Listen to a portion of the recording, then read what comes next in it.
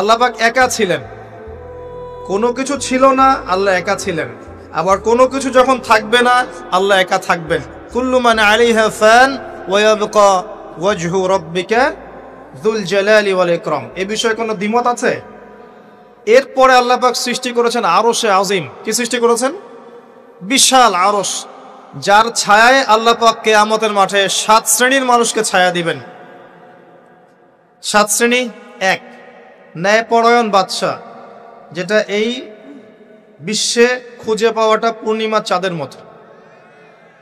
2, সেই যুবক যে তার পুরো যৌবনকাল আল্লাহর পথে ব্যয় করেছে, এটা সুযোগ আপনার সামনে আছে, আপনি লুফে নিতে পারেন, এই সুযোগটা আপনার সামনে আছে। 3, ওই ব্যক্তি যার কলব বা অন্তর মসজিদের সাথে ঝুলন্ত থাকে, টিকটকের সাথে নয়, মসজিদের সাথে ঝুলন্ত থাকে। এখনকার যুব সমাজের অন্তর অনলাইনে ঝুলন্ত থাকে, দেখবেন। 4, ওই যেই দুই ব্যক্তি পরস্পরকে শুধুমাত্র আল্লাহর জন্য ভালোবাসে। এখানে বয়ফ্রেন্ড গার্লফ্রেন্ড সম্পর্ক বোঝানো হয়নি,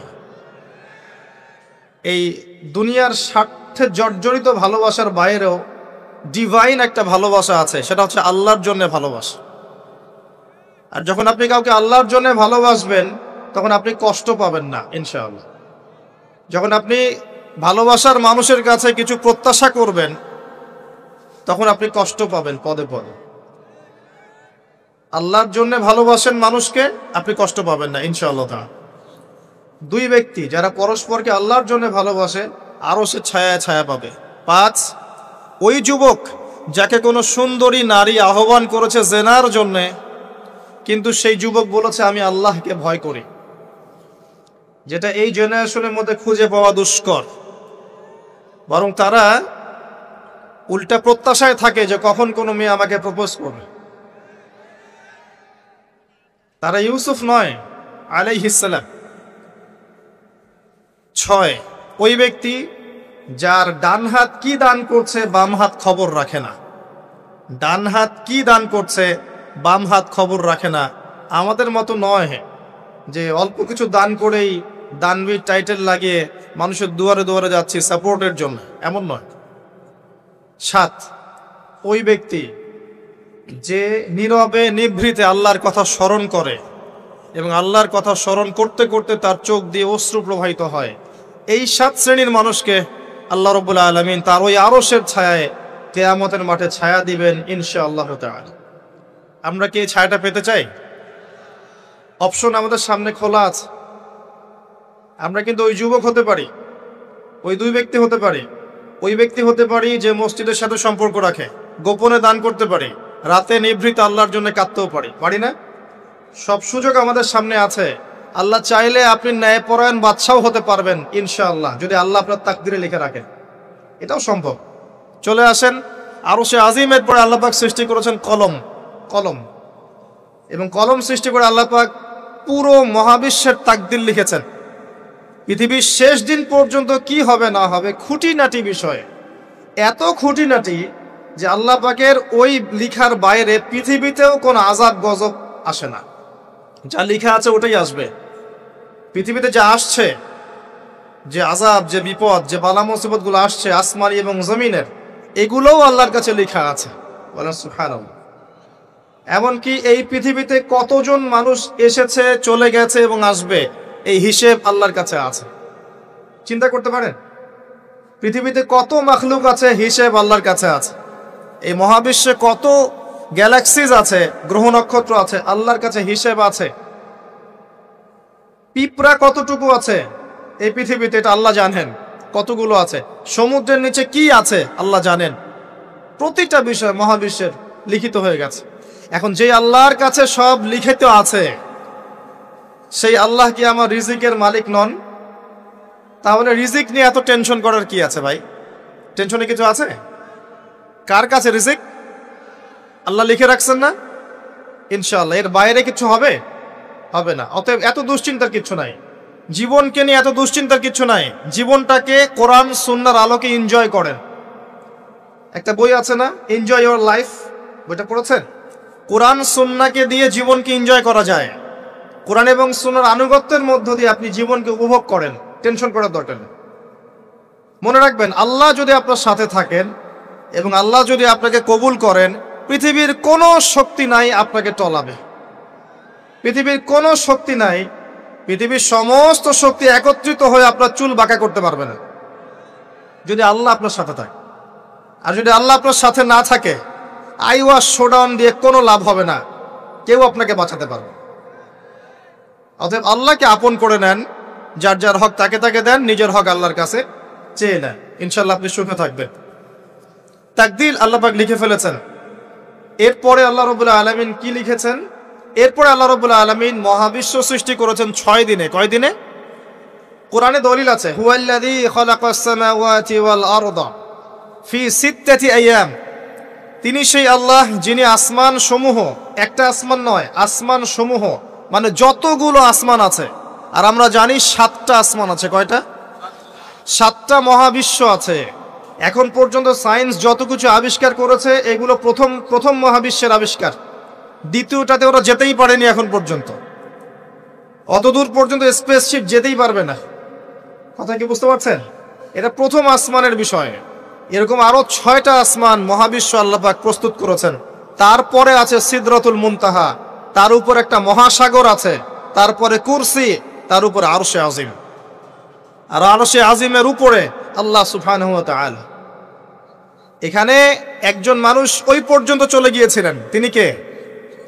মুহাম্মদুর রাসূলুল্লাহ সাল্লাল্লাহু আলাইহি ওয়াসাল্লাম। তার মর্যাদা আর বোঝার বাকি আছে? তো সবার প্রতি অনুরোধ থাকবে, সেই ব্যক্তি, সেই নবী মুহাম্মদ সাল্লাল্লাহু আলাইহি ওয়াসাল্লামের সুন্নাহ মাফিক জীবনযাপন করেন, আল্লাহ পাক তৌফিক দান করুন। এবং এই সুন্নাহটা জীবনের একটা ক্ষেত্রে মানলে হবে না, জীবনের সমস্ত ক্ষেত্রেই মানতে চেষ্টা করতে হবে। আল্লাহ পাক তৌফিক দান করুন, আমিন। আল্লাহ রাব্বুল আলামিন এরপরে মহাবিশ্ব সৃষ্টি করে দীর্ঘদিন পর্যন্ত, অনন্তকাল বলবো না, দীর্ঘদিন পর্যন্ত মানুষ সৃষ্টি করেন নাই। জি, সূরা দাহরের প্রথম আয়াতে আল্লাহ পাক বলেছেন, হাল আতা আলাল ইনসান হিনুম মিনাদ দাহরি লাম ইয়াকুন শাইআম মাযকুরা।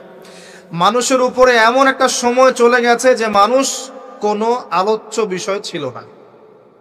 মানে মানুষ সৃষ্টি করা হবে, এখন দুনিয়া যা হচ্ছে দেখতে পাচ্ছেন, আমরা কোনো টপিকই ছিলাম না, এত সময় চলে গেছে মহাবিশ্ব। এখন মনে হয় দুনিয়াটা আমাদের, তাই না? মানুষই সব, মানুষই এই দুনিয়ার পলিটিক্যাল মালিক, ইকোনমিক মালিক, সংস্কৃতির মালিক, পরিবার, ব্যক্তি, সমাজ, সবকিছু মালিককে মালিক মনে হয় এখন মানুষকে।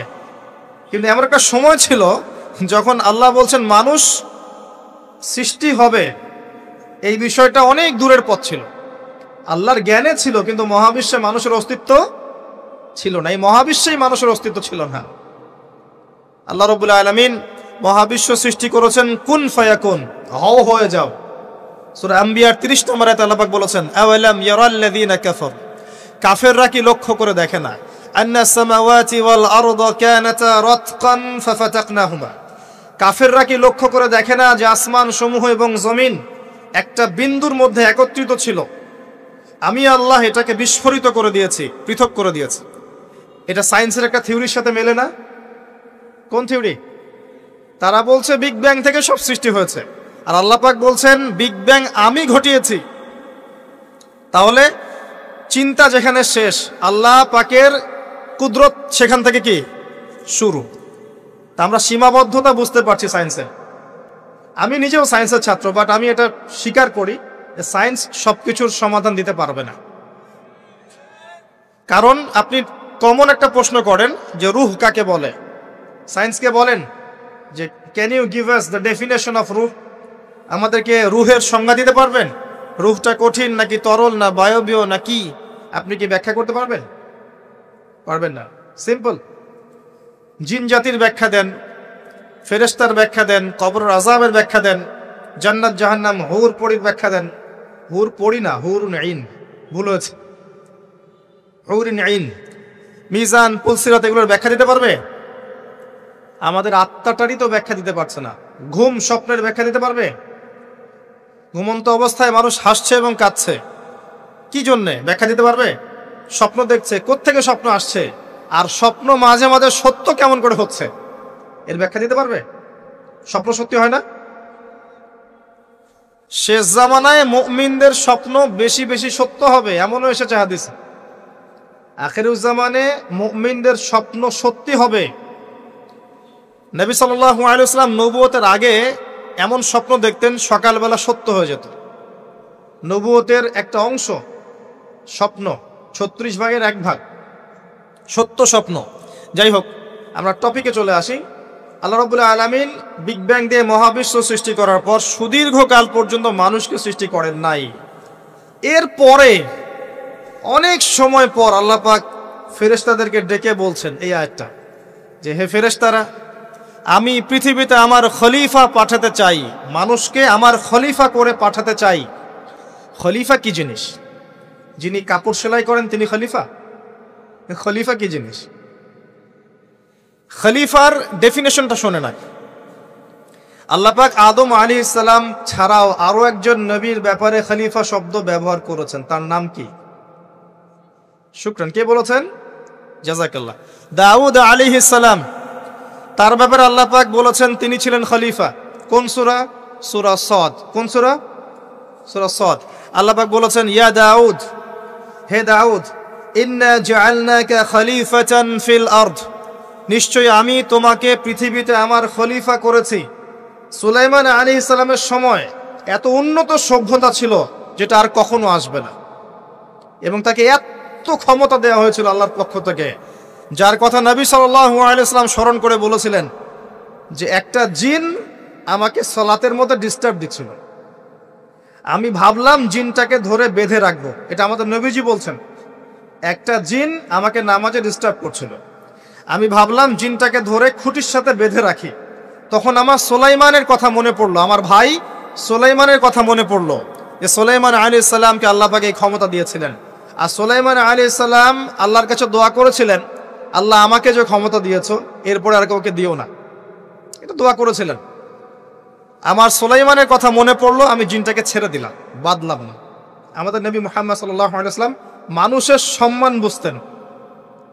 আমাদের নবী মুহাম্মদ সাল্লাল্লাহু আলাইহি ওয়াসাল্লাম অন্যের সম্মান বুঝতেন, আর আমরা তার উম্মাহ অন্যের সম্মান নষ্ট করতে পারলে আমাদের ভাত হজম হয়।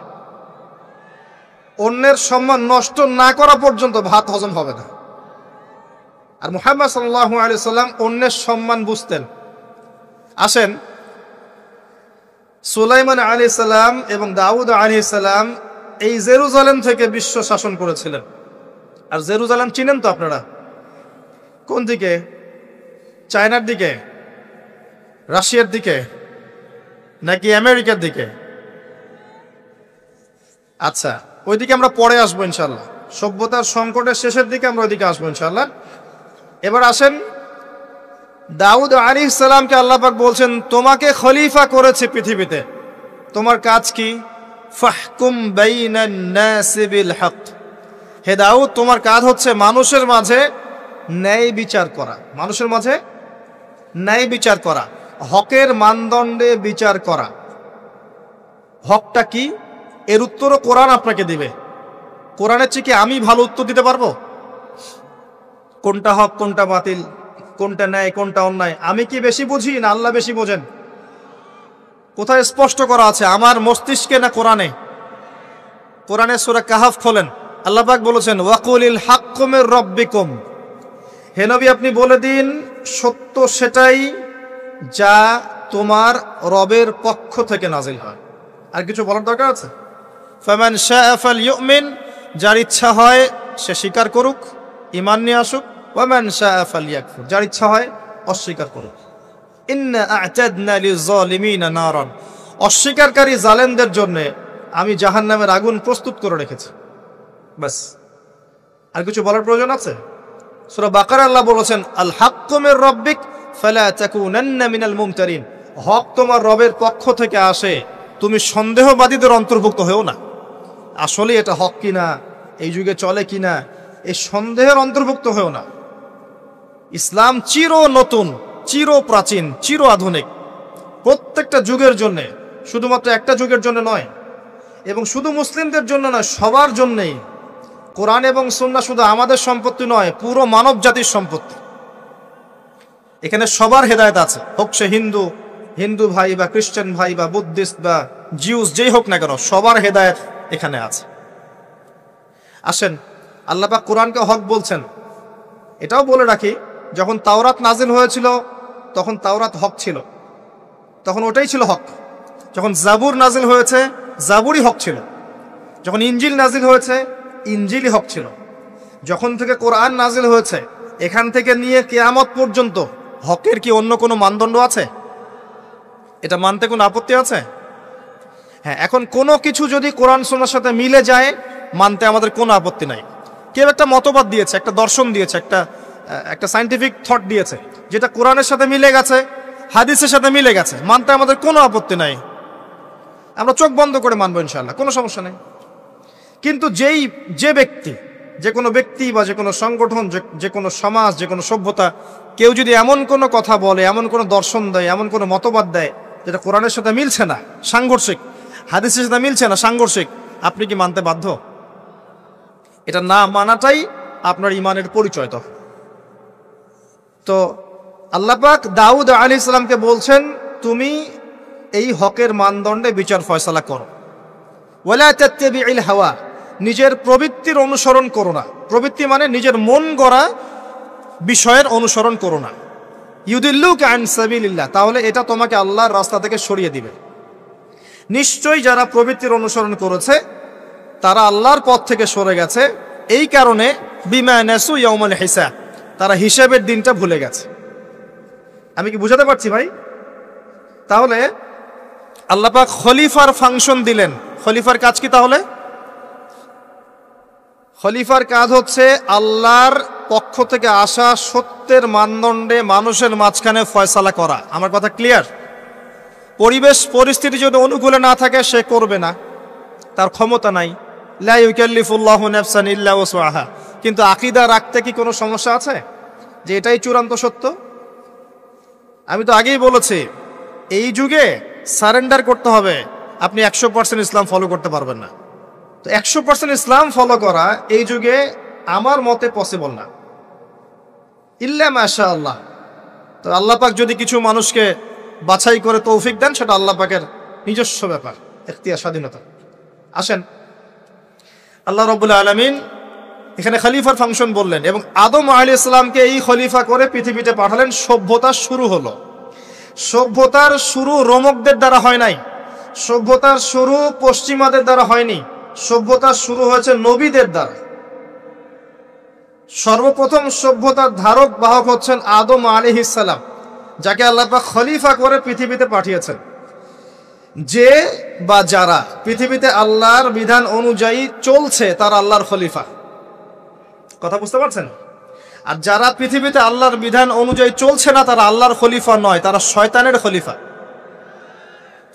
এবার আসেন, আদম আলাইহিস সালামকে সৃষ্টি করার পরেই কি পৃথিবীতে পাঠানো হয়েছে? না, আগে কি করা হয়েছে? আগে জ্ঞান শিক্ষা দেয়া হয়েছে। শুরু থেকেই জ্ঞান আছে, আর এই জ্ঞান সৃষ্টিগতভাবে আমাদের মধ্যে ছিল না, আল্লাহ পাক শিখিয়েছেন। তাহলে সভ্যতা এগিয়ে যাবে কিভাবে? জ্ঞান চর্চার মধ্য দিয়ে। বুঝতে পারছেন? আগে জ্ঞান। এখনো যদি আপনি একটা সুন্দর সভ্যতা চান, জ্ঞান চর্চা, এছাড়া কোনো অপশন নাই। জ্ঞান এর চর্চা, প্রচার, সভ্যতা, সমাজ সুন্দর হবে ইনশাআল্লাহ। এরপর কি হলো? সভ্যতা এগিয়ে গেল কিভাবে? তার বুকের হাড় থেকে হাওয়া আলাইহিস সালাম, এই যে সভ্যতার একটা অংশ, মহিলাদেরকে ছাড়া কি আপনি সমাজ চিন্তা করতে পারবেন? তারা আমাদের মধ্য থেকেই সৃষ্টি এবং বাঁকা হাড় থেকে। জোরে চাপ দিতে যায় না, ভেঙে যাবে। জোরে চাপ দিতে যায় না, ভেঙে যাবে। বাস্তব অভিজ্ঞতা থেকেই বলছি। আর ছেড়ে দিলে আবার ওইভাবেই থেকে যাবে। এজন্য উত্তম নসিহতের মধ্য দিয়ে একটু মানায় টানায় চলতে হবে আর কি দুনিয়ার জীবন। সবকিছু 100% মনের মতো হবে না, একটু মানায় নিয়ে চলতে হবে। কারণ আমি নিজেও সাহাবী নই, দেখবেন আমার স্ত্রীও মহিলা সাহাবী নন, আপনিও সাহাবী নন, আপনার স্ত্রীও মহিলা সাহাবী নন। তাই ওই হিসাব কিতাব করে লাভ নাই। আমরা সবাই অপরাধী, সবার মাঝে ল্যাকিংস আছে। এই জন্য সবার উচিত সবার ভুলগুলোকে ক্ষমা করে দুনিয়ার জীবনটা হৃদ্যতা ভালোবাসার সাথে কাটানো। তাহলে পরিবার ঠিক থাকবে ইনশাআল্লাহ। এরপরে কি পরীক্ষা? কিসের পরীক্ষা? এই গাছের কাছে যেও না। কোন গাছ? এই প্রশ্নের দরকার নাই তো আমার, কোন গাছ? যে গাছই হোক, এই গাছের কাছে যেও না। তার আগে আল্লাহ পাক বলে দিলেন আদম আসো। ফেরেশতাদেরকে ডাকলেন, আদম তুমি এই নামগুলো বলে দাও। তিনি সব নাম বলে দিলেন। ফেরেশতাদেরকে আগে জিজ্ঞাসা করেছিলেন তোমরা বলে দাও, তারা বলেছে লা ইলমা লানা ইল্লা মা আল্লামতানা। এখানে জ্ঞানের মধ্য দিয়ে আল্লাহ পাক আদম আলাইহিস সালামকে সম্মানিত করলেন। জ্ঞান, সম্মান, নবী, সভ্যতার সূচক। আমার কথা কি বুঝতে পারছেন? এরপরে ইবলিস, সবাই সেজদা করলো। আদম জ্ঞানে জয়ী হয়েছে, তোমরা সবাই তাকে সেজদা করো। আল্লাহ পাক আদম আলাইহিস সালামকে বড় করলেন, কারণ তিনি তাকে ভালোবাসেন। আল্লাহ পাক আমাদেরকে ভালোবাসেন, বাসেন না? আল্লাহ পাক আমাদেরকে প্রচন্ড ভালোবাসেন। আর আপনি যাকে ভালোবাসবেন তাকে বড় করতে চাইবেন না? আল্লাহ পাক আদম আলাইহিস সালামকে উঁচু করলেন, তোমরা আদমকে সিজদা করো। ওয়া ইয কুলনা লিল মালাইকাতি ইসজুদু লিআদম ফাসাজাদু, সবাই সিজদা করলো ইল্লা ইবলিস। ইবলিস কেন সিজদা করলো না?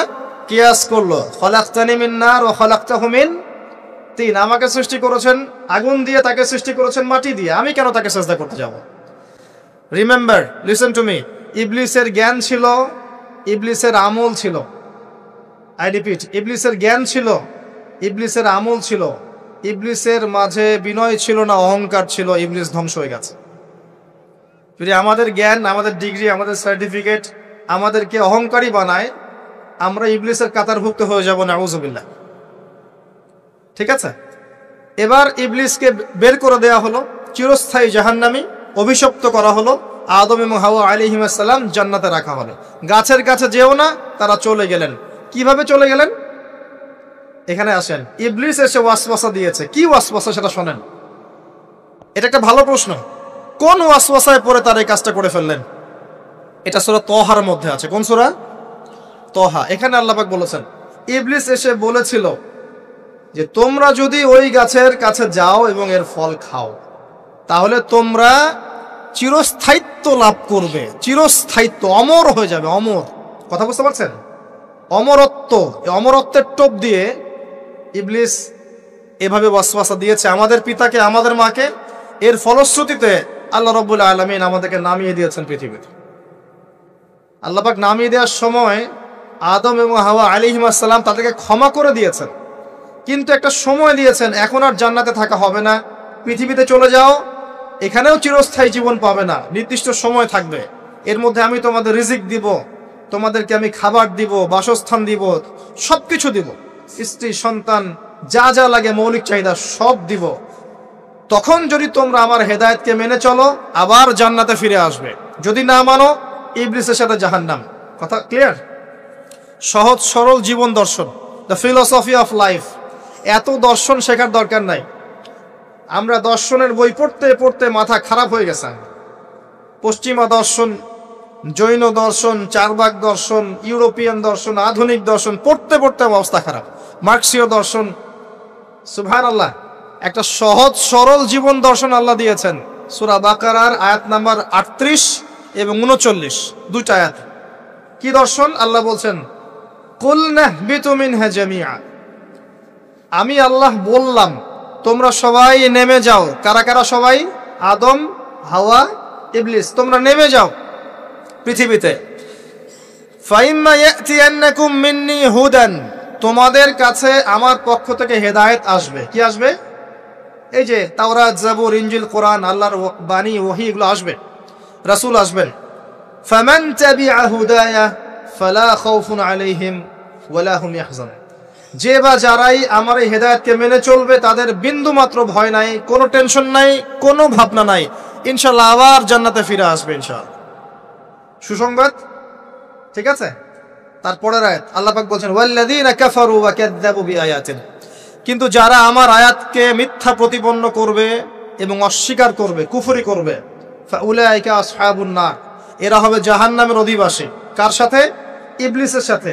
হুম ফিহা খালিদুন, তারা সেখানে চিরস্থায়ী হবে। সহজ সরল জীবন দর্শন, দ্য ফিলোসফি অফ লাইফ। মানলেই শান্তি, না মানলেই অশান্তি।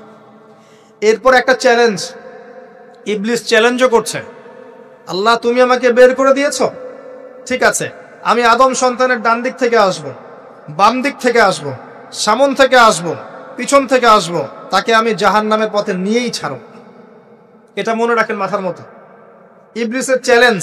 আর আল্লাহ পাকও সতর্ক করলেন, ইন্নাহু লাকুম আদুউম মুবিন, সে তোমাদের স্পষ্ট শত্রু।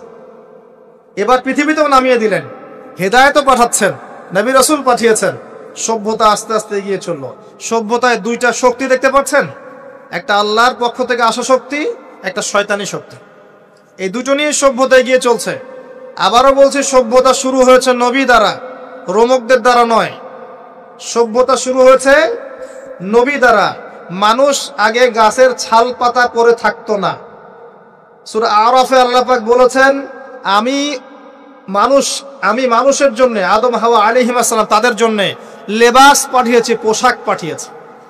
আমি লেবাস নাজিল করেছি উপর থেকে। লোহার খনি দেখেছেন? লোহার খনি কেউ কি বিশ্বাস করবে যে লোহা মহাকাশ থেকে পৃথিবীতে এসে পড়েছে? ওয়ানজালনাল হাদিদ, আল্লাহ পাক বলছে আমি হাদিদ নাজিল করেছি। কোরআন নাজিল করা বোঝেন? কোরআন নাজিল মানে কি? আল্লাহর উপর থেকে কোরআন আসেনি। জিবরাইল আলাইহিস সালাম কোরআন নিয়ে আসছেন না নিচে মুহাম্মদ সাল্লাল্লাহু আলাইহি ওয়াসাল্লামের কাছে? এই যে কোরআন নাজিল হচ্ছে, আনজালা।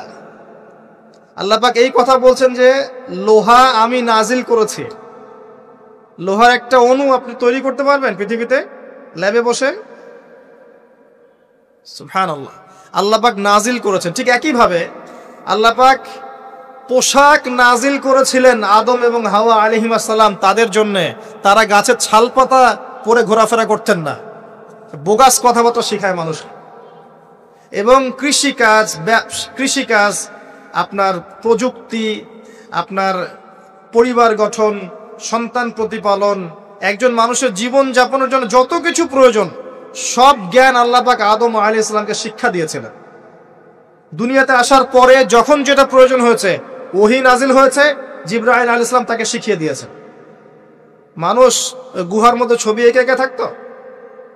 আর এরা বলছে আদম আলাইহিস সালাম বানর থেকে হয়েছেন। নাউযুবিল্লাহ, সুবহানাল্লাহ। এটা যারা বিশ্বাস করে তারা সরাসরি কোরআনের সাথে কুফরি করছে, স্পষ্ট কাফের।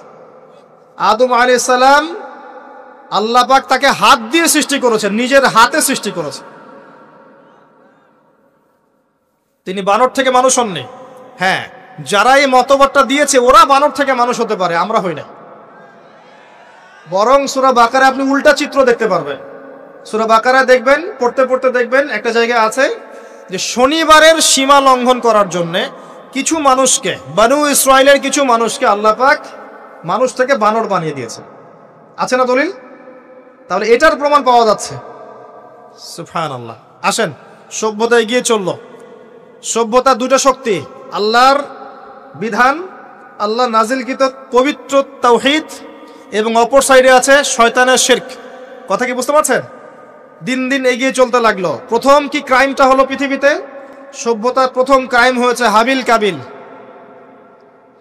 কে কাকে হত্যা করেছে? কাবিল হাবিলকে হত্যা করেছে। কি কারণে? ঈর্ষা। এখান থেকে এই সভ্যতার শিক্ষা কি? শিক্ষা হচ্ছে এটাই, আজকের দিনেও যদি আমরা হাবিল আর কাবিলের মতো, এই যে কাবিল যেমন করে ঈর্ষা পরায়ণ হয়ে হাবিলকে হত্যা করেছে, এই ঈর্ষা ত্যাগ না করতে পারি, তাহলে এ উম্মার তাকদিরে খারাপই আছে। কথা কি বোঝা যায়? আমরা এখন পর্যন্ত সেই কাবিলের সুন্নত ত্যাগ করতে পারি নাই। ভিতরটা হিংসা দিয়ে ভর্তি, জর্জরিত। এগুলো যদি খুলে আল্লাহ পাক দেখাতে পারতেন জনগণের সামনে, লজ্জায়, দুর্গন্ধে, ধিক্কার জানাতে আপনি আমার লেকচারও শুনতে আসতেন না। হ্যাঁ, যদি আমার কলিজাটাকে খুলে আল্লাহ পাক দেখাতেন যে দেখো এর কলিজার মধ্যে কি পরিমাণ হিংসা আছে, ঈর্ষা আছে, দুনিয়ার লোভ আছে, লালসা আছে, পরশ্রী কাতরতা আছে, দুর্গন্ধে, আপনি আমার লেকচার শুনতে আসতেন না। জি, এটা সৌভাগ্য যে আমাদের ভিতরটা আল্লাহ পাক দেখান না। আল্লাহ পাক আমাদের কলবটাকে পরিষ্কার করুন, আত্মশুদ্ধি দান করুন, আল্লাহর নূর দান করুন, এবং ঈর্ষা ত্যাগ করার তৌফিক আল্লাহ পাক দান। এবার আসেন, সভ্যতা এগিয়ে চলছে, লেকচারটা একটু লম্বা হতে পারে, একটু ধৈর্য ধরেন। সভ্যতা এগিয়ে চলছে। আদম আলাইহিস সালামের যুগে কোনো পাপাচার খুব একটা দেখা যাচ্ছে না, শুধু এই পাপাচার ছাড়া। এর পরের জেনারেশনে গিয়ে দেখছি নূহ আলাইহিস সালামের কওম। কার কওম? নূহ আলাইহিস সালাম। 5 জন বড় বড় নবীর একজন। 5 জন বড় বড় নবীর নাম নূহ আলাইহিস সালাম, ইব্রাহিম, মূসা, ঈসা, মুহাম্মদ সাল্লাল্লাহু আলাইহি ওয়াসাল্লাম। আমি কিন্তু শেষে প্রশ্ন করব, উত্তর দিতে হবে, ঠিক আছে? ইনশাআল্লাহ। সঠিক উত্তর দিতে পারলে পুরস্কার, না পারলে যে পারবে তাকে আপনি হাদিয়া দিবেন, আপনার পকেট থেকে হাদিয়া নিয়ে তাকে দেওয়া হবে ইনশাআল্লাহ। তো নূহ আলাইহিস সালামের যুগে কি শিরক, প্রথম শিরকের পাপ মানুষ দেখল। ইয়াগুস, ইয়াউক, নাসর এরকম কিছু মূর্তি ছিল। এই মূর্তিগুলো তার উপাসনা করা শুরু করলো। বাই দ্য ওয়ে, এই মূর্তিগুলো কিন্তু তারা হাতে তৈরি করে নাই। আমার কথাটা ভালো করে বোঝেন। এই মূর্তিটা তারা আসলে অটোমেটিকলি হাতে তৈরি করে নাই। এই মূর্তিটা তৈরি করার পিছনে শয়তান তাদেরকে ওয়াসওয়াসা দিয়েছিল। কি ওয়াসওয়াসা দিয়েছিল? এই ব্যক্তিরা ছিল আগের সময়কার বুজুর্গ ব্যক্তি। বুজুর্গ ব্যক্তি বোঝেন? পরেশগার বুজুর্গ ব্যক্তি। তো শয়তান এদেরকে বুঝিয়েছিল, যদি তোমরা বুজুর্গ ব্যক্তিদের, আল্লাহওয়ালা মানুষদের মূর্তি তৈরি করে মসজিদের বাইরে রাখো, তাদেরকে দেখলে তোমাদের ইবাদতে মনোযোগ বাড়বে। শয়তান এই ওয়াসওয়াসা দিয়েছে। ওই জেনারেশন তাই করলো। ওই জেনারেশন যখন চলে গেল, পরের প্রজন্মকে শয়তান ওয়াসওয়াসা দিল, আরে মসজিদের বাইরে কেন, ভেতরেই রাখলে হয়। তারা ভেতরে নিয়ে আসলো। এই জেনারেশন শেষ হয়ে গেল। তারপরে আরেকটা জেনারেশন আসলো, ওদেরকে শয়তান বুঝালো সরাসরি এদের কাছে চাইলেই হয়। শিরক শুরু হলো। আপনি কি বুঝতে পারছেন কিভাবে শিরক শুরু হয়েছে বিশ্বে? এবার নূহ আলাইহিস সালাম 950 বছর তার কওমকে দাওয়াত দিলেন, শিরক ছেড়ে দাও, শিরক ছেড়ে দাও। কত বছর? 9টা শতাব্দী, 9.5 শতাব্দী তিনি তার উম্মাহকে দাওয়াত দিলেন, শিরক ছেড়ে দাও। তার স্ত্রী পর্যন্ত তার কথা শুনলো না, তার ছেলেও তার কথা শুনলো না। দাওয়াতটা কেমন ছিল? আমাদের মতো এই যে লাক্সারিয়াস বসে বসে দাওয়াত দেয় এমন নয়। দাওয়াতটা এমন ছিল, নূহ আলাইহিস সালাম নিজেই বলছেন, ইন্নী দাআউতু কওমি লাইলা ওয়া নাহার। আল্লাহ, আমি আমার কওমকে দিন রাত দাওয়াত দিয়েছি, দিন রাত 24 ঘন্টা। ওয়ালাম ইয়াজিদহুম দুআই ইল্লা ফিরারা। আমার দাওয়াত শুনে মানুষ খালি পালিয়েই গেছে, পালিয়েই গেছে। এরকম করে দাওয়াত দিয়েছেন, এমন ভাবে দাওয়াত দিয়েছেন, শেষে সমাজের মানুষ শুনছে না, পরিবারের লোকও কথা শুনছে না। তখন হাত উঁচু করে বলছেন, রব্বি আন্নী মাগলুবুন ফান্তাসির। আল্লাহ, আমি পরাজিত, আমাকে সাহায্য কর। তখন আল্লাহ পাক প্লাবন পাঠালেন, ধ্বংস হয়ে গেল জালেম। আর যারা মুমিন তাদেরকে আল্লাহ পাক উদ্ধার করলেন কিস্তিতে করে। সভ্যতার সংকট বুঝতে পারছেন? সভ্যতার সংকট মানে হচ্ছে শিরক। যখন সভ্যতায় শিরক এসেছে, আল্লাহ পাক তাওহীদ পন্থীদেরকে বাঁচিয়েছেন, মুশরিকদেরকে ধ্বংস করে দিয়েছে। এবং এই মুশরিকদেরকে আল্লাহ পাক পরকালেও জাহান্নামের আগুনে জ্বালাবেন, আর তাওহীদ পন্থীদেরকে আল্লাহ পাক পরকালে জান্নাত দিবেন ইনশাআল্লাহ। এই সভ্যতা এগিয়ে যাচ্ছে, এরপরে আরো এগিয়ে গেল। সব তো বলার সময় নাই, কয়েকটা বলছি। এগিয়ে যেতে যেতে একটা কওম আসলো, একটা সভ্যতা আসলো, যারা এত শক্তিশালী, ফিজিক্যাল স্ট্রাকচার এত লম্বা চওড়া, মানে এক একজন তাল গাছের সমান সমান লম্বা মানুষ, আদম সন্তান। পাহাড় কেটে কেটে বাড়ি নির্মাণ করে। এবং তাদের এই সভ্যতা সম্পর্কে আল্লাহ পাক বলেছেন যে লাম ইউখলাক মিসলুহা ফিল বিলাদ। এমন সভ্যতা পৃথিবীতে সৃষ্টি করা হয়নি। এত উচ্চ মানের সভ্যতা ছিল। এদের নাম ছিল আদ জাতি। আদ কি নাম? তাদের নবী ছিলেন হুদ আলাইহিস সালাম। কি নাম? হুদ আলাইহিস সালাম। তিনি দাওয়াত দিলেন একই স্টাইলে, আল্লাহর ইবাদত করো, আমার আনুগত্য করো, শিরিক করো না, ইত্যাদি ইত্যাদি। কওম তার কথা শুনলো না। অল্প কিছু মানুষ শুনলো, তাদেরকে তিনি সাথে নিয়ে চলে গেলেন। আল্লাহ পাক জালেমদেরকে ধ্বংস করে দিলেন। একই সুন্নাহ। কিভাবে ধ্বংস করলেন? ঝঞ্ঝা বায়ু দিয়ে। এমন বাতাস, যে বাতাসে পুরো কওম উড়ে চলে গেল খেজুর গাছের মতো, খেজুর গাছের ডালের মতো পড়ে থাকলো। যারা বলতো মান আশাদ্দু মিন্না কুওয়া, আমাদের চেয়ে শক্তিশালী আর কে আছে, আল্লাহ পাক ওদেরকে বাতাস দিয়ে উড়িয়ে শেষ করে দিলেন। সুবহানাল্লাহ। এরপরে আরেকটা সভ্যতা আসলো, যার নাম সামুদ। তাদের নবীর নাম সালেহ আলাইহিস সালাম। তারাও আজ জাতির ভাই, ওরাও ফিজিক্যালি অনেক স্ট্রং ছিল। একইভাবে নবী দাওয়াত দিলেন, তারা কবুল করলো না। আল্লাহ পাক ওই মুমিনদেরকে উদ্ধার করলেন, বাকিদেরকে বজ্রপাত দিয়ে ধ্বংস করে দিলেন। কি দিয়ে ধ্বংস করলেন? বজ্রপাত। বজ্রপাতের প্রচন্ড শব্দে কর্ণঘোর ফেটে গেল, তারা তাদের ঘরের সামনেই পড়ে থাকলো। এটা একটা কম ছিল, যেই কমটাকে বলা হয়েছিল যে সময় আছে তোমাদের সামনে, তোমরা চাইলে তওবা করে ফিরে আসতে পারো, অথবা 3 দিন ভোগবিলাস করতে পারো, ধ্বংস আসবে, আযাব আসবে। ওরা বলেছিল বরং আমরা 3 দিন ভোগবিলাস করে নেব। কোন সম্প্রদায়ের সাথে এই আকীদাটা মিলছে? বর্তমান যুগের কোন সভ্যতার সাথে এই আদর্শটা মিলছে? কথা কি বুঝতে পারেন? কারা শিখায় মানুষকে খাও দাও ফুর্তি করো, খাও দাও ফুর্তি করো, কালকের কি চিন্তা, আজকেই বেঁচে নাও? কারা শিখায়? এই যে সালেহ আলাইহিস সালামের কওম এমন ছিল, তওবা করে ফিরে আসো। ওরা বলছে না, 3 দিন সময় আছে, খেয়ে নিয়ে ফুর্তি করে নেব। জেনা, মদ, খাওয়া দাওয়া সব চললো। তৃতীয় দিন সকালবেলা ফজরের সময় বিকট শব্দে ওদের কর্ণগুহর আল্লাহ ফাটিয়ে দিলেন এবং ঘরের সামনে চিৎপটাং হয়ে পড়ে থাকলো। কম শেষ, ডিস্ট্রয়। এখনো হিজাজ অঞ্চলে তাদের ধ্বংসাবশেষ দেখা যায়, অনলাইনে সার্চ করে দেখেন। সভ্যতা এগিয়ে চললো। আপনি কি সভ্যতার এগিয়ে যাওয়ার মধ্যে মিল পাচ্ছেন? কোনো একটা কমন জিনিস পাচ্ছেন? প্রত্যেক সভ্যতা আল্লাহ পাক ওহী নাজিল করেছেন, রাসূল পাঠিয়েছেন, আনুগত্যের দিকে আহ্বান করেছেন। যারা করে নাই ধ্বংস, যারা করেছে সফল। সভ্যতার সংকট। সভ্যতা এগিয়ে যেতে যেতে একটা কওম আসলো, যার নাম হচ্ছে শুআয়ব, কওমে মাদিয়ান। কি নাম? কওমে মাদিয়ান। শুআয়ব আলাইহিস সালামের কওম। শুআয়ব আলাইহিস সালাম একজন নবী ছিলেন, যিনি তার মেয়েকে মূসা আলাইহিস সালামের সাথে বিয়ে দিয়েছিলেন। ওইদিকে আমরা আসছি ইনশাআল্লাহ। শুআয়ব আলাইহিস সালামের কওমের অপরাধ ছিল, এরা মাপে কম দিত এবং ডাকাতি করত। কি করত? ডাকাতি। আমরাও কিন্তু কম করি না ডাকাতি। এখন আমরা নেক্সট সুরতেও ডাকাতি করি, বৎসুরতেও ডাকাতি করি, করি না? অনেকে তো কোটটাই পরে ডাকাতি করে, কোটটাই পরে বড় বড় মাপের ডাকাতি করে। কারণ আপনি কোটটাই পরলে তো ধরতে পারবেন না কলার, কিছু বলতে পারবেন না। সব ক্ষেত্রে এগুলো চলছে। স্যুট বুট পরে বসে থাকবো সুদী ব্যাংকে, মানুষের রক্ত চুষে খাচ্ছে। অনেক সময় দেখা যায় দিনের লেবাস পরেও আমরা জনগণের টাকা পয়সা লুটে খাই। হ্যাঁ, তো ওই যে ডাকাতি করতো শুআয়ব আলাইহিস সালামের কওম, এবং তারা মাপে কম দিত।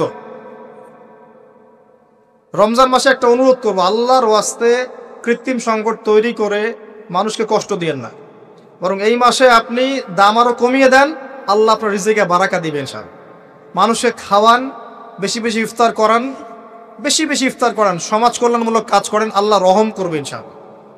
আল্লাহর ওয়াস্তে এই মাসটাকে কোটিপতি হওয়ার সুযোগ মনে করেন না, এটা আপনার ক্ষমা পাওয়ার মাস। আল্লাহ পাক বোঝার তৌফিক দান করুন তাদেরকে।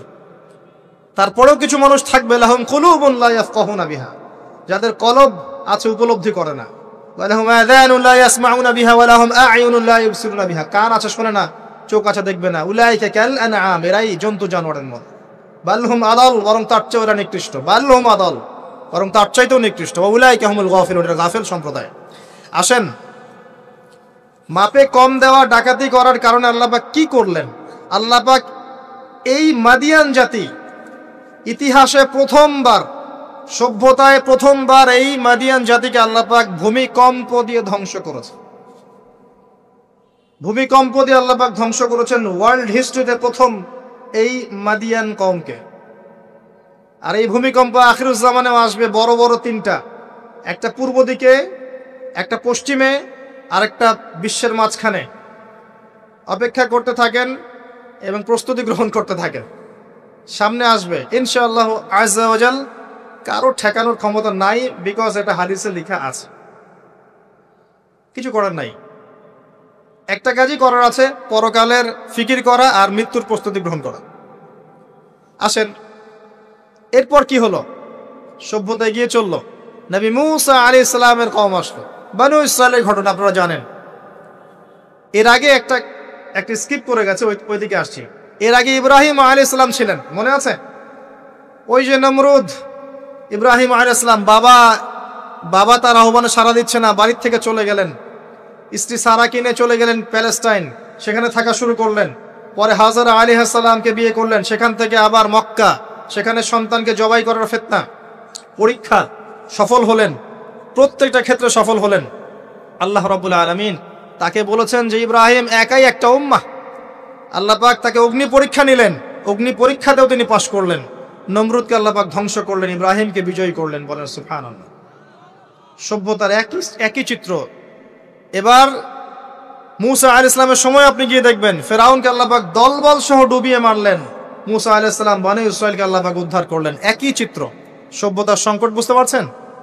সভ্যতার সংকটের মধ্যে যখনই আপনি দেখবেন শিরিক আছে, আল্লাহর অবাধ্যতা আছে, নবীর আনুগত্য নাই, ধ্বংস। যখনই তাওহীদ আছে, সুন্নত আছে, হালাল আছে, নবীর আনুগত্য আছে, সাফল্য। সভ্যতা আরো এগিয়ে গেল। দেখবেন দাউদ আলাইহিস সালামের যুগ আসলো, তিনি জেরুজালেম থেকে ওয়ার্ল্ড শাসন করা শুরু করলেন। সুলাইমান আলাইহিস সালামের সময় আসলো, তিনি আরো বড় পরিসরে শাসন করা শুরু করলেন। এদিকে ইউসুফ আলাইহিস সালামের সময় এসেছিল, যিনি মিশরে রাজত্ব করেছিলেন। ইয়াকুব আলাইহিস সালামের সময় এসেছিল। ইদ্রিস আলাইহিস সালামের যুগ এসেছিল।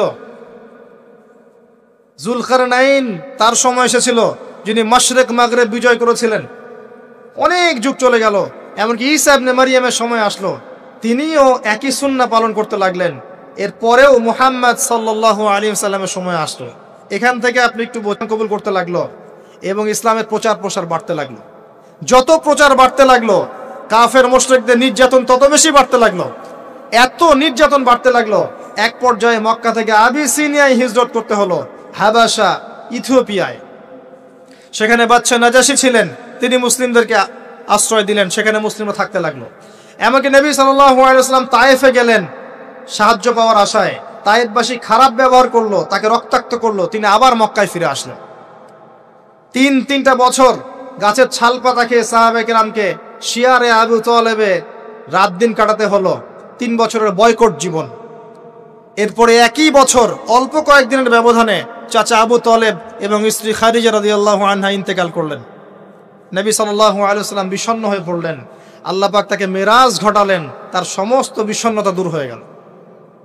নবী সাল্লাল্লাহু আলাইহি ওয়াসাল্লাম 11তম বর্ষে ইয়াসরিব থেকে আগত 6 জন যুবককে দাওয়াত দিলেন, যাদের নেতা ছিল সাআদ বিন জুরারাহ রাদিয়াল্লাহু আনহু। এই 6 জন ইয়াসরিব মানে মদিনা থেকে এসেছিল, তার ইসলাম কবুল করে আবার মদিনায় ফেরত গেল। তার পরের বছর তারা আরো 6 জনকে নিয়ে আসলো, 6 যোগ 6 মোট 12 জন। এর পরের বছর মুসআব বিন উমাইর রাদিয়াল্লাহু আনহুর দাওয়াতের ফলে 12 থেকে 75 জন মানুষ মদিনা থেকে এসে ইসলাম কবুল করলো। মদিনায় হিজরতের পটভূমি তৈরি হলো। নবী সাল্লাল্লাহু আলাইহি ওয়াসাল্লাম তার পরের বছর হিজরত করলেন মদিনায় সাহাবায়ে কেরামকে নিয়ে। এই যে মদিনা, এটাই হলো প্রথম ইসলামিক স্টেট। কথা কি বুঝতে পারছেন? ওই দাউদ এবং সুলাইমান আলাইহিস সালামের পর এবং ইউসুফ আলাইহিস সালামের যুগের পর এই মদিনাই হচ্ছে পরবর্তী ইসলামিক স্টেট। এখানে ছিল রাষ্ট্রের সমস্ত সংজ্ঞা, এখানে ফুলফিল হলো। এখানে জনগণ হলো, এখানে সার্বভৌমত্ব থাকলো, এখানে গভর্নমেন্ট হলো এবং যার প্রেসিডেন্ট স্বয়ং মুহাম্মদ সাল্লাল্লাহু আলাইহি ওয়াসাল্লাম। আমার কথা কি বুঝতে পারছেন? আমি একটু দ্রুত নিয়ে যাচ্ছি আপনাদেরকে, সময় শর্ট। এবার এই মদিনাকে প্রোটেক্টেড করার জন্য নবী সাল্লাল্লাহু আলাইহি ওয়াসাল্লাম সামরিক বাহিনী থেকে শুরু করে ইকোনমিক বেস, আপনার পলিটিক্যাল অ্যাফেয়ার্স, সমস্ত বিষয়গুলো করতে লাগলেন। এক পর্যায়ে আবু সুফিয়ানের কাফেলাকে আক্রমণকে কেন্দ্র করে বদরের যুদ্ধ হয়ে গেল।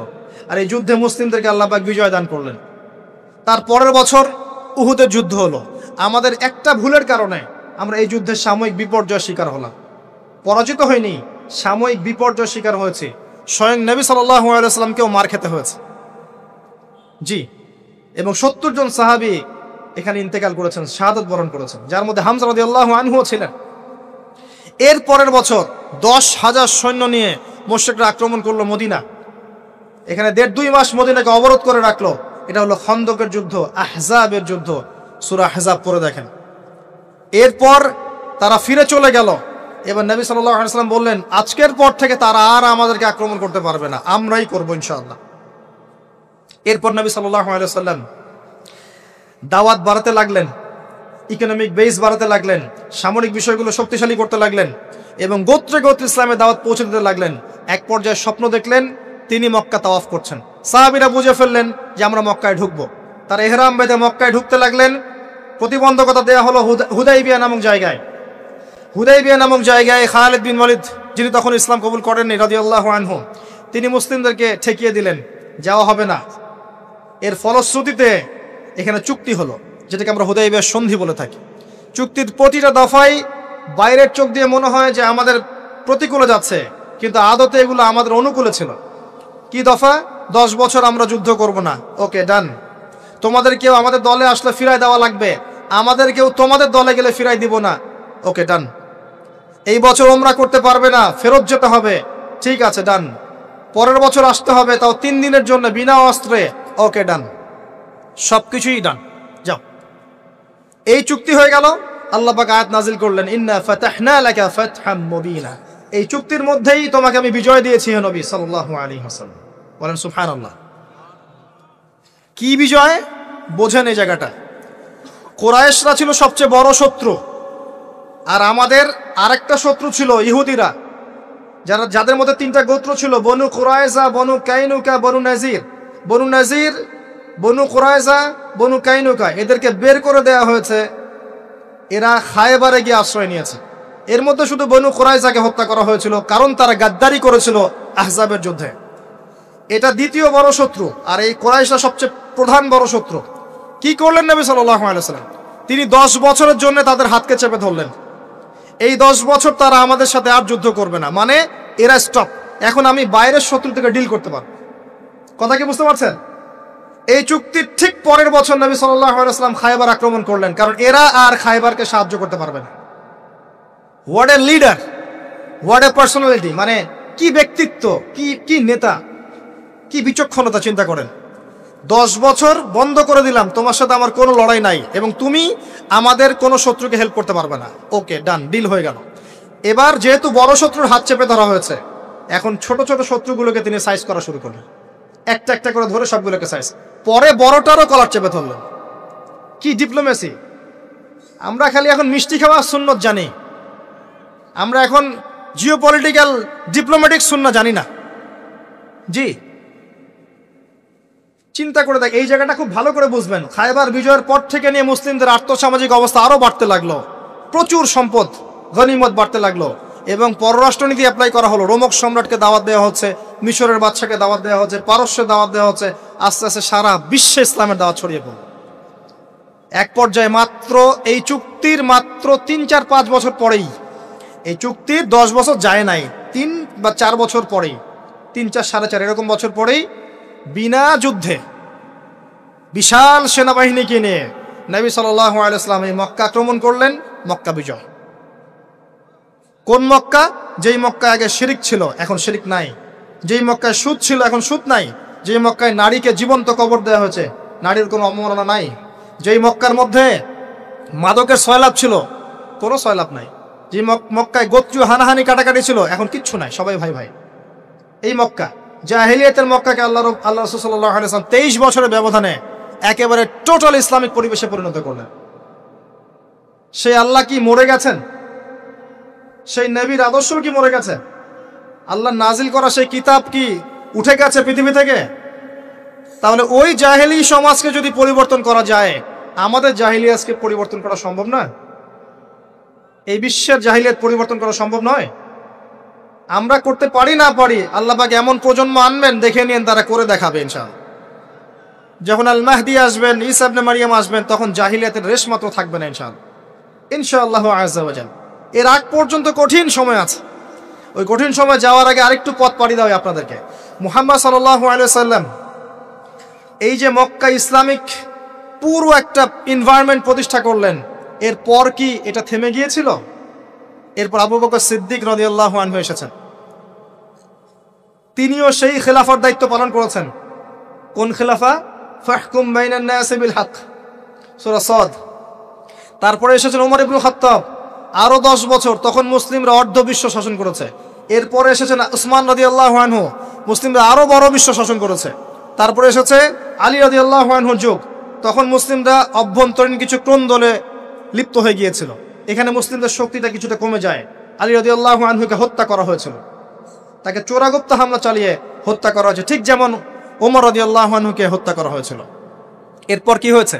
এরপর মুসলিমদের মাঝে আস্তে আস্তে ফিতনা বাড়তে শুরু করেছে। একদল মানুষ বের হয়েছে যারা বলেছে যে আলী রাদিয়াল্লাহু আনহু তিনি নবী, নাউজুবিল্লাহ। এরা তাকে নিয়ে এত বেশি বাড়াবাড়ি করেছে যে তারা পথভ্রষ্ট হয়ে গেছে। আরেক দল লোক বের হয়েছে, এরা বলেছে কবিরা গুনাহগার ব্যক্তি হলেই কাফের, একে হত্যা করা লাগবে, এরা হয়ে গেছে খারেজি। আরেক দল লোক বের হয়েছে, এরা বলে তাকদীর বলতে কিচ্ছু নাই। আরেক দল লোক বের হয়েছে যারা বলে যে মানুষের কর্মের কোনো স্বাধীনতা নাই। আরেক দল বের হয়েছে যুক্তি দিয়ে প্রমাণিত হলেই কোরআন সুন্নাহ মানবো, না হলে মানবো না। এরকম করে শিয়া, খারেজি, মুতাজিলা, মুরজিয়া, জাহমিয়া, জাবারিয়া, কাদারিয়া, কত যে দল বের হয়েছে, আস্তে আস্তে আস্তে আস্তে উম্মাত বিভক্ত হতে শুরু করেছে। এই সময়ে ইমামগণ আবির্ভূত হয়েছিলেন, মুহাদ্দিসগণ আবির্ভূত হয়েছিলেন, তারা সংস্কারধর্মী কাজ অব্যাহত রেখেছিলেন। এভাবে আস্তে আস্তে মাযহাবগুলো গড়ে উঠেছে, হাদিসের কিতাবগুলো আমরা পেয়েছি, সভ্যতা এগিয়ে গেছে। আগাতে আগাতে এক পর্যায়ে উমাইয়ারা শাসন নিয়েছে। উমাইয়ারা প্রায় 132 বছর এই উম্মাকে লিড দিয়েছিল। তখন ইসলামী খেলাফা একটা শেল ছিল, একটা শেল, যদিও তারা ভিতর থেকে ফাসেক হয়ে গিয়েছিল, কিন্তু একটা শেল ছিল 132 বছরের মতো। ইসলাম এগিয়ে গেছে, সভ্যতা এগিয়ে গেছে। সভ্যতার অমুকরা দিয়েছে, সভ্যতা মুসলিমরা দিয়েছে, সভ্যতা এগিয়ে গেছে। এরপরে আব্বাসীয় খেলাফত এসেছে, প্রায় 500-550 বছর, 550 বছর তারা পৃথিবী শাসন করেছে।